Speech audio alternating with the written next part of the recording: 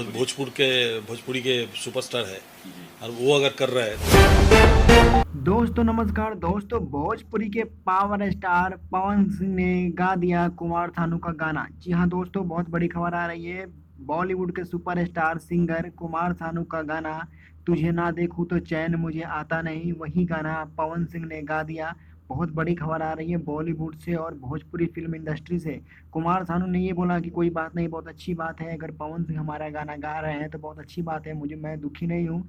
उनको गाना चाहिए, उनको भोजपुरी को आगे तक लेके जाना चाहिए, बहुत अच्छी बात है। दोस्तों पवन सिंह ने गा दिया कुमार सानू का जबरदस्त वाला गाना तुझे ना देखूं तो चैन मुझे आता नहीं, तेरे सिवा कोई और मुझे भाता नहीं। जबरदस्त गाना हिंदी में था, उसी को डेब्यू किया है पवन सिंह ने भोजपुरी में। दोस्तों बहुत बड़ी खबर आ रही है।